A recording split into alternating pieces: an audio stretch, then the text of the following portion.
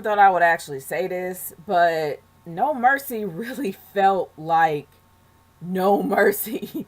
There wasn't really a bad match on the card, in my opinion. I mean, all the matches were pretty hard hitting. They were in your face. They were rough. They were unforgiving. And they were not horrible. I mean, I'm not going to lie. There was one pointless match on the card, and that was Bray Wyatt versus Finn Balor. There was really no reason to have that match at all because, of course, Finn Balor would end up beating Bray and make Bray more worthless than his character is at this point. So it really made no sense to even have that match at all. But I will say that, I mean, I'm going to be honest. It was hilarious for the Cruiserweight match. We only had one match that had a title that changed hands.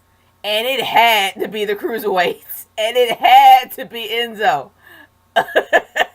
Oh, that's going to be a butt ugly belt. I'm telling you right now, man. That belt is going to have leopard print and it's going to look ugly. Like the most hideous, gaudy monstrosity of a belt. I'm telling you, that's going to be one butt ugly belt, man. Oh my gosh. I laughed when Enzo won. Like, I was just rolling when he won. I couldn't stop laughing. I couldn't stop laughing. A swift kick to the nuts. That's how he was able to win. Oh gosh, that was hilarious. I couldn't stop laughing. Like, oh man, that is going to be a butt ugly belt. I cannot wait for the hideousness of that title to be on my screen just so I can have a good laugh. I'll probably watch 205 Live for that reason alone, just to see the new belt. I'm just saying, if they ever reveal the new Cruiserweight title that's going to be designed by Enzo, I will watch 205 Live for that one reason. Seriously. But other than that, man, the best match of the night, hands down, has to be Dean Ambrose and Seth Rollins versus Sheamus and Cesaro. So you got Shamaro versus Death. I guess that's how you can say it. But that was one of the best matches on the card. Like, hands down. Without a shadow of a freaking doubt. It was one of the best matches on the card. It played with your hair. You thought it was over. Cesaro got busted open. Like, he either busted his lip or broke a tooth. I don't know. But his mouth was bleeding everywhere. I didn't think I could ever see that much blood. Seriously. But honestly, it was an amazing match. It really, really was great. And I gotta give it to the IC title as well. The Miz versus Jason Jordan. Even though Jason Jordan's that unitard. Oh, that unitard. Like, dude, that's your debut and you gonna bring out that butt ugly thing? It was ugly. Like green and blue, whatever that was. No. He looked like he was going to jazzercise class. Like, come on, you can dress better than that. But I will admit this.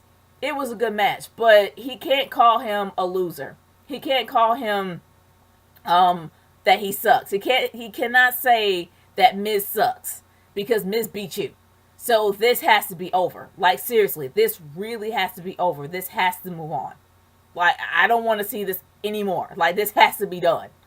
And I'm hoping that somehow he'll build himself back up to get to that point again. But no, this has to be over after this. Jason Jordan just did not reach the bar. The bar! Like, I'm sorry I had to do it. But anyway, yeah, this has to die. But the one match that I will say was the most disappointing was the championship match, was the Universal title match between Brock Lesnar and Braun Strowman. I thought it was going to be a bloodbath. It really wasn't. I mean, the one thing that I can say that they did right was the psychology of the match starting off was great. The fact that they made Brock Lesnar look like an underdog, how he literally had to re-strategize and figure out how to take the Beast Among Men down. I think that was a great call, but the ending, it just felt short. It felt really short. I thought it would go longer than that, but it didn't. And it just fell flat for me. And I was kind of disappointed. Because I really thought that it was a great build to that match. It really did make Brock look like an underdog. And it had to make him rethink his strategy in the ring. And you can see that. And it really did make Braun look like a really, really credible threat. So they did a good job on up to the ending. It just felt way too short, and it felt flat a little bit. One F5 took out the Beast Among Men. An armbar, well, not really an armbar, but the fact that he was like breaking the arm hold that he had on him, that is what put down Braun Strowman. I don't know. That was the one thing that kind of bothered me a little bit, and I don't know. It still bothered me a lot. But other than that, this really wasn't a bad match. I can even give credit to Cena versus Roman, because I mean, Cena haters all over the world are still trying to give themselves reasons to hate Cena. You have no reason to hate Cena after that match. And at least they gave him a half-assed thank you, Cena, when half the crowd was sitting on their hands. Get over yourself. You have absolutely no reason to hate John Cena after that. And speaking of fans, what is with the dumbass signs that make no sense? Like, seriously, you had one guy hold up a sign that said, "Give me milk of magnesia." I was waiting for somebody to literally throw some Pepto-Bismol at his head. Like, seriously, you want milk of magnesia? I'll give you some. And just hurl some milk of magnesia in his face. Or just throw a whole bottle at him. There was a lot of dumbass signs out there tonight. And I have absolutely no idea why. But I guess it's just to get attention. But it's just stupid. Those are the signs that should be confiscated, not the signs about your favorite wrestler. The signs, the dumbass signs that people put up there just to get noticed, those are the signs that need to be taken down. Those are the signs that need to be taken away, because there's no reason for that to be up there. Seriously. None. And the crowd at first telling Cena to go home, I'm just like, y'all... Seriously, y'all got no reason to hate Cena. Two of the most hated guys having a match on this pay-per-view that you paid money to see. You might as well just sit down and let them perform. Just saying. And I guess the one match that I thought that was going to be a complete train wreck, which it kind of was, but in the most awesome way possible, was the women's match. I guess the Fatal 5-Way with Emma, Sasha Banks, Bayley, Nia Jax, and of course Alexa Bliss. And I may be forgetting somebody because they added so many people in that match. But it was an amazing train wreck that I loved watching. Seeing Nia Jax eat it. I mean, they practically just powerbombed her. Her and Emma just took her down. She landed hard on her neck. I hope she's all right. I really do. So did Roman. Roman landed hard on his neck when he speared Cena. And it didn't look good. It didn't look good at all. But despite that, with Nia Jax, she was a beast. And it was funny how I literally was listening to music because, of course, I'm watching this really late, really early in the morning. So I'm listening to music. I end up having like Rob Zombie Super Beast. And then here comes Nia Jax plowing into everybody in the ring. That was probably the best soundtrack that I could ever have in my ears during that match. Like, seriously, it was just great. I absolutely loved every moment of it. But I don't know why Alexa Bliss kept the title. I don't agree with it at all. I would have been fine if it was Emma, but I also would have been fine even better. It would have been better for me if it was Nia. Nia was a complete beast in that match. There was really no reason for Alexa Bliss to win. And of course she wins with a DDT. Because her finishers was just weak. So the DDT actually does look like it's a credible move. And I'm happy that they're selling the DDT a lot more now. But the thing is that she shouldn't have won. It should have been Nia. I would have been fine if it was Nia. And I would have been fine if it was Emma. Because I knew that they're not going to give it to Sasha. And if they do, they're going to take it off her in the next either pay-per-view or the next show. She never keeps a belt. And with Bayley, she shouldn't have gotten it. She should have gotten it. Not right now. But I would have been straight if it was Nia. Because we really do need a credible threat in the women's division. And they don't have one. Not right now. They're probably waiting on Asuka to show up. And when she shows up, oh, buddy. But they need to put the belt on somebody that will look credible enough to take her down. I'm just saying. Putting it on Nia until Asuka makes her debut makes more sense to me than putting it back on little pixie-sized Alexa Bliss that could be knocked over when the wind blows. I'm just saying. I mean, she's a tough little chick. I'm not going to lie. She's a tough pixie. But the thing is that she's not she's not gonna look credible towards Asuka. I'm just saying. I'm just saying. But other than that, she is the champ still. Not that I really care, to be honest with you. But other than that, man, I have no beefs with this pay per view at all. Well, except for the whole Bray versus Finn thing. I was kind of hoping that Bray won because Bray needs a shot in the arm to his gimmick. His gimmick is losing steam. And people are saying that, well, Bray Wyatt's the type of guy that can come out on top regardless. Not from this. Not only did he lose to the Demon, he lost to the Man. What does that make you? Like, seriously, that doesn't make you a credible threat to anyone. That makes all of your words completely useless.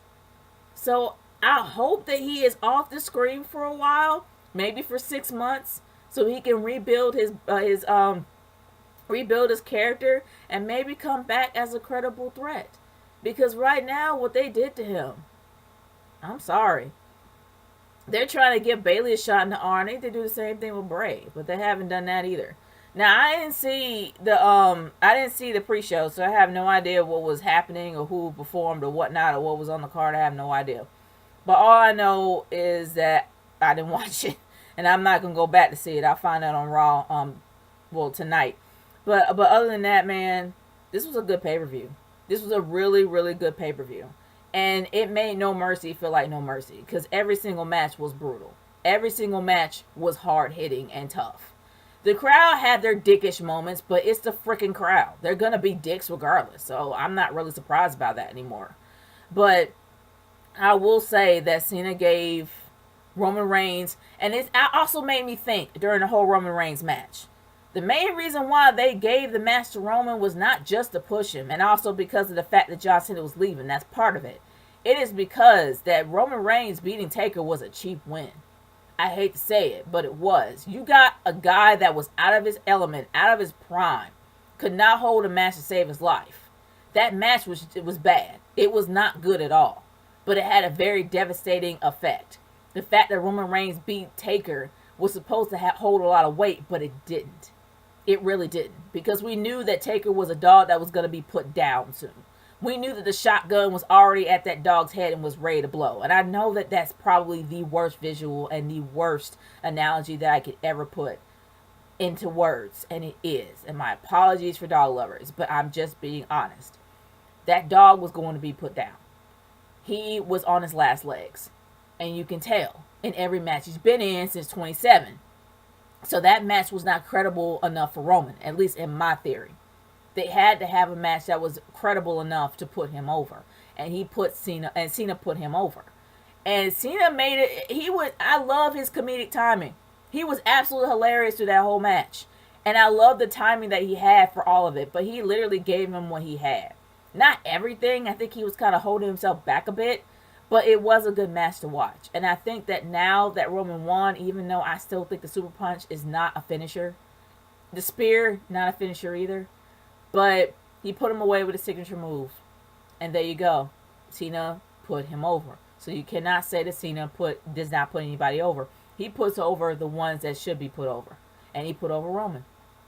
Good job for Cena. I got no beef with the guy. I never have. And I got no beef towards Roman either. Because Roman could hold a match. He actually held his own in that match. I give mad respect. I give credit where credit's due. He did a good job in that match. He held himself up. And he held up Cena. They held each other up.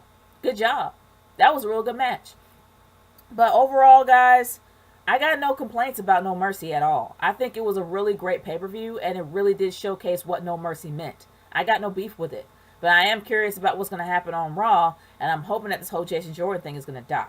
But other than that, guys, I want to hear your thoughts. Leave in the comments below. Let me know how you feel, and I will see y'all later. Peace out.